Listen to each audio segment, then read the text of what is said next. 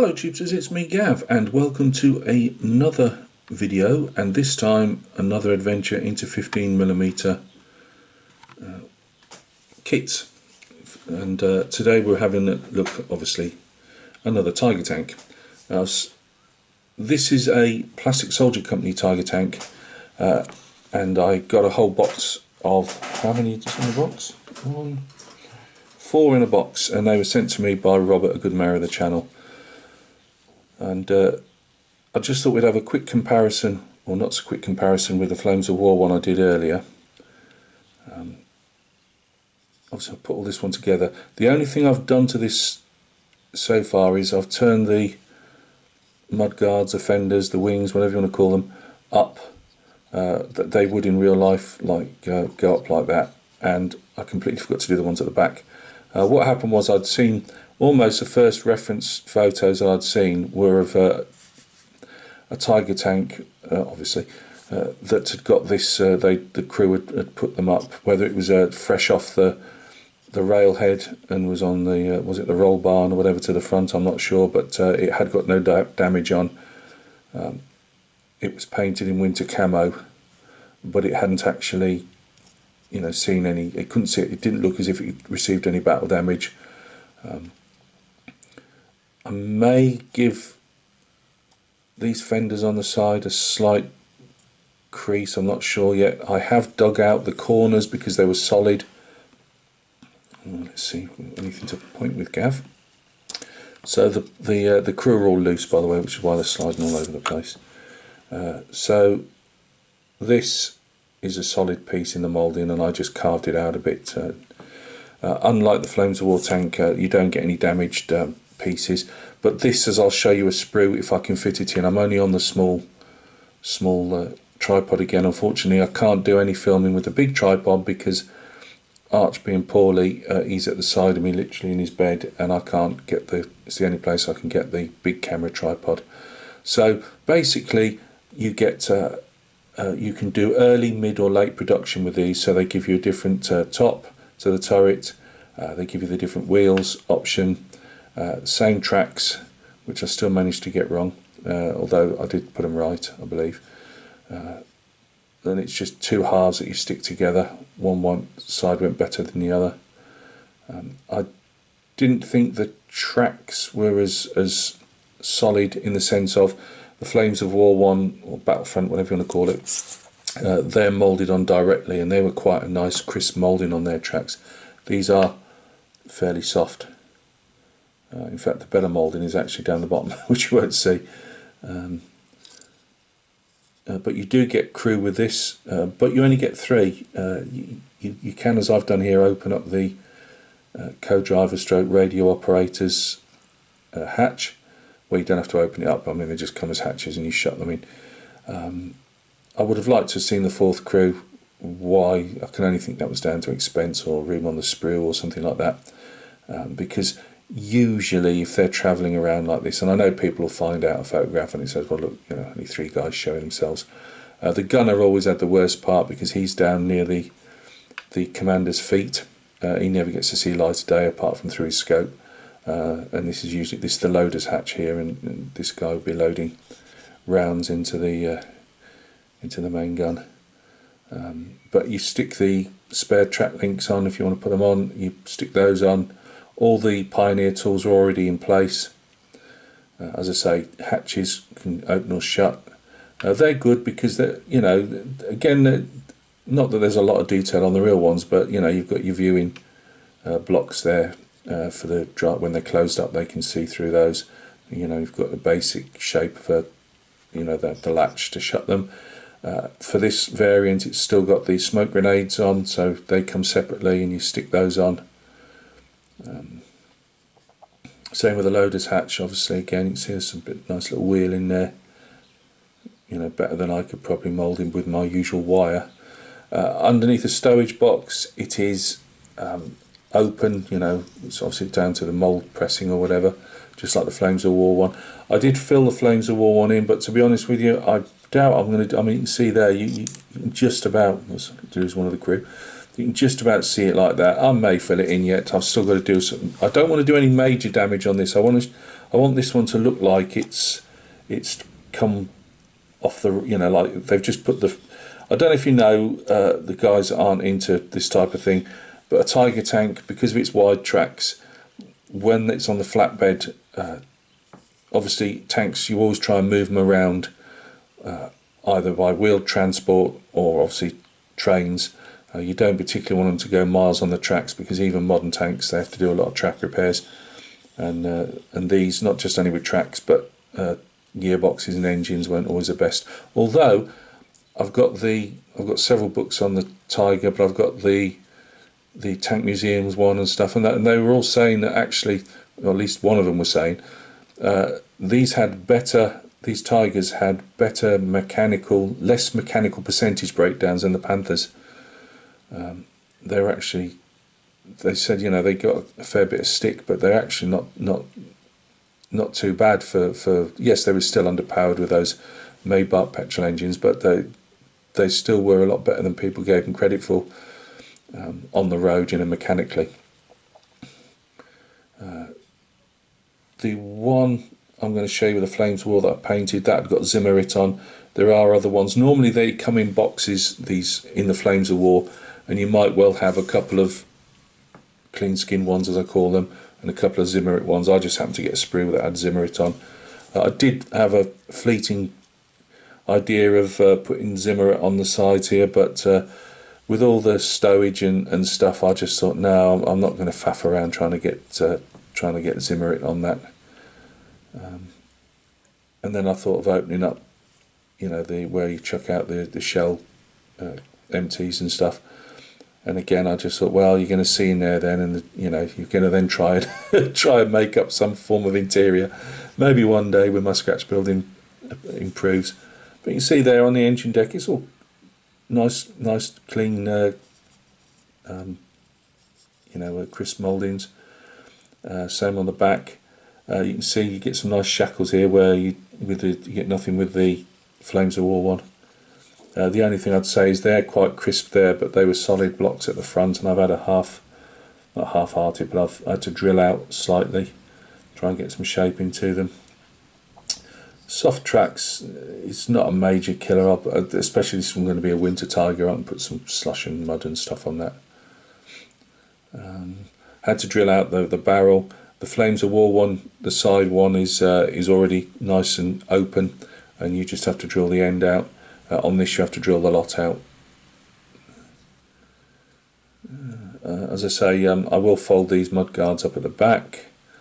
I doubt I'm going to do any damage on this one. I think I'll put this one fairly clean.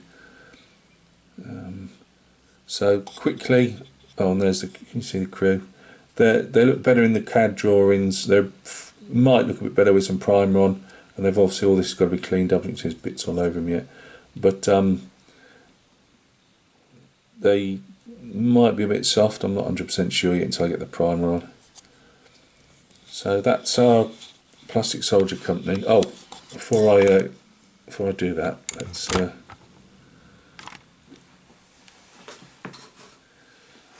right, these are all the bits I haven't used. I'll show you another full sprue.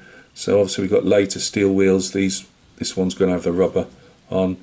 The later, or was it earlier? No, earlier top turret.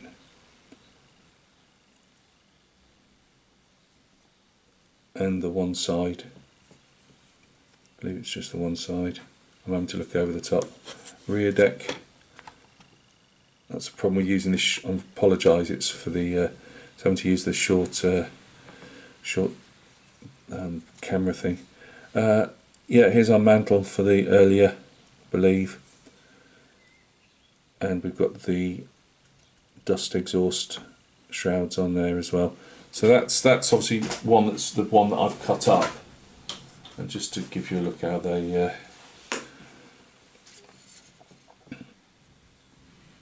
And that's what you get, and you get 4 of those in a box.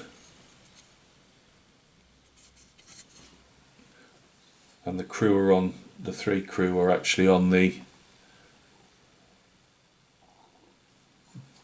yeah, they're all on the same sprue. I had to check then because one's on another. Yeah, I don't know why actually. They could have actually put a 4th, they've got space to put a 4th crewman there. so I'm not sure why they wouldn't have bothered doing that.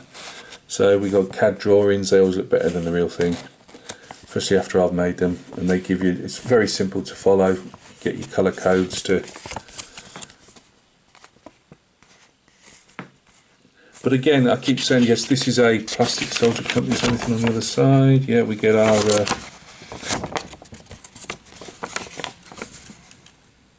and they do 20mm, obviously, one in 72, is it? I just got into the 15mm because of the Flames of War stuff. So we'll go back down to we'll close in, I should say, in a minute. So that's the one I painted from Flames of War. Again, plastic kit, you would have seen it on the video, hopefully.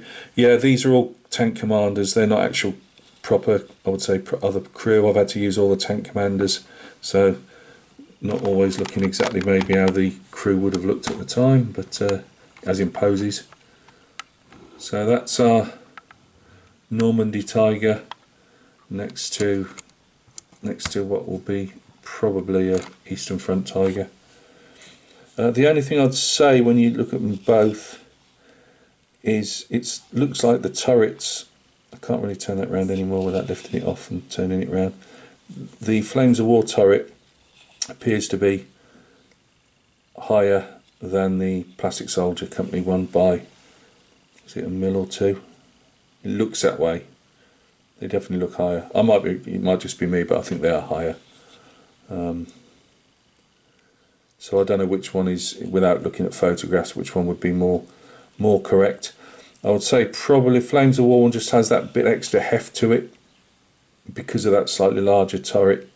It has that more imposing Tiger feel to it, and you do get either clean or damaged fenders on the side. You can stick them on, but if you want hatches open, you'll have to cut them out yourself, which well, it's not a big thing.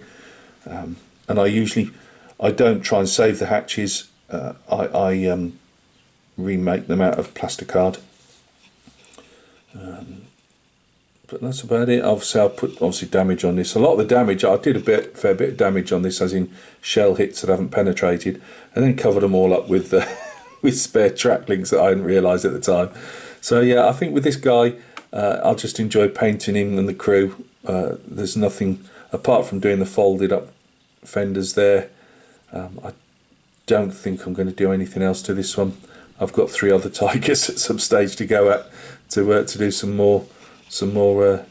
Well, I don't think I can do anything that much more elaborate apart from I keep looking at the decks to open up, showing a bit of a Maybach engine in there, but I think I'm going to make a heck of a mess with that, because obviously everything's pre-moulded. That's the only thing with these, you're dealing with pre-moulded stuff. So in the case of the Tigers, at least, I might struggle trying to do anything like that. So I will probably just keep them and just enjoy them in different camo things, patterns and whatever. So there you go. I thought you'd have a look at that. And then quickly, I bought these. I don't know really if I've probably did save £1 or £2 maybe. If you fancy doing Jeff over at Jeff Donahue Scale Models, he's doing I call them all Hanamags. I know they're not all Hanamags, but it tends to be called Hanamags. Hanamag 251. He's doing the one in 35 scale, and I just thought I'd have a go with these 15mm. I have got the reconnaissance version, which hasn't been touched yet. I normally buy sprues, but what normally happen is guys will buy a box, usually the bigger boxes normally, that have got a whole group of vehicles of different description in, and then they'll sell the sprues off separately. And as you can see here, there's some crew to them, or if not crew, soldiers in them anyway. You get those with those. Now, when the resellers are selling off their sprues, they'll tend to make extra money, they'll sell the crew sprues separately, which is always a bit of a bind. So you'd have to buy those separately. So I have saved myself a couple of quid. So these are they're on eBay at the moment in the UK. Everybody must have got their hands on some. £13, and you get 2 in the box. What you don't get, and I was hoping you would, is decals. However, as we reached over for a dusty sheet, I got this off one of the main box breakers as I call them, that I deal with, and I got two for, it did cost me about £4 or something like that, but you can see here I've got 2 sheets. The only thing is, if you want the red markings for some of the tanks, you'll have to buy separate decals, but he sells them like that, usually a couple in a plastic card doobry. But I did hope that they would have separate, and you won't get any divisional stuff with those, you only just get the Balkan crosses. Right, a quick look at the sprue. As you can see, they're not massively hard, but they come up. They're nice, just nice little projects, and you can do a lot more. You can, which I'm going to on at least one of these, whether it's this one or the reconnaissance version, not sure. But you know, cut round the engine hatches, and you can make yourself a little engine up. It doesn't have to be a lot, and you know, you've got that going. You can do more interior, more stowage on the side. As you can see here, for the different eras, you've got MG34, which is this longer ones here, or here, and the MG42 of renowned for later on. Get different shields even. One's broken off, but you get different shields. Tyres are nicely done. You get Pioneer bridge. Just for getting over small entrenchments mainly, obviously brooks and streams as well, but mainly entrenchments. Here we go. This is what I like about this, when they're actually moulded on. It might seem, you know, painting wise it can be a bind, and it really isn't. It's a lot easier to have them moulded on like that. What you will find, because these are War Games pieces, is sometimes the detail is slightly more chunky. These have got the wooden slatted bench seats, but they also came with the horsehair stuffed covered ones as well. But you can see here, like the skid plate is quite chunky there. Basic seats, but this is what I like. Again, you can go to town then, making the seats more, adding more details, that type of stuff. You've got the usual, is it 37mm door knocker, which was used as a platoon support vehicle, I think.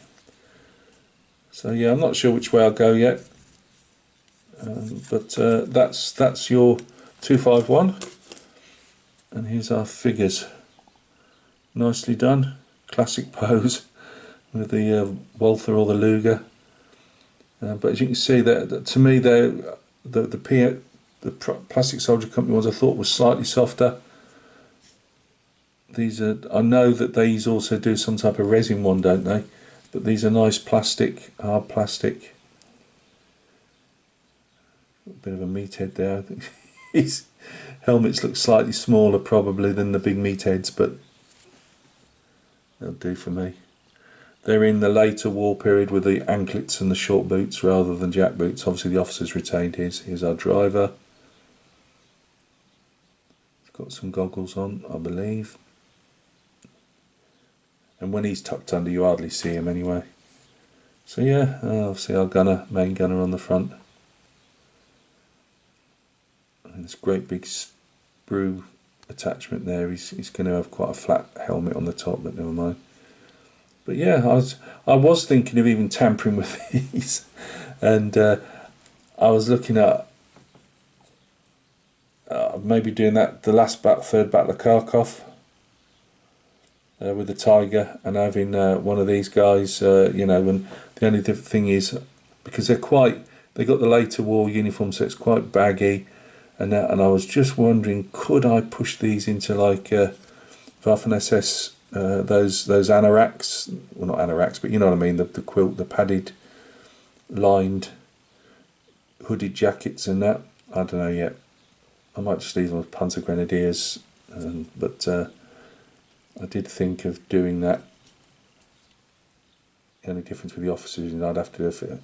I've seen most of the officers of that period, and they were all, like the men, they were all as much warm clothes as they could get, so I don't think he'd be really like that, but I might just leave them, I don't know.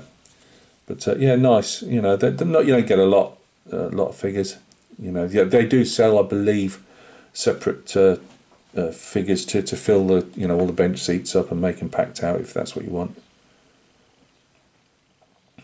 So you get two of those. I won't say obviously the same sprue twice, but I just think they are lovely little vehicles again. And obviously you get the two types by the look of it. For the, that be for the bridging option, I would imagine so.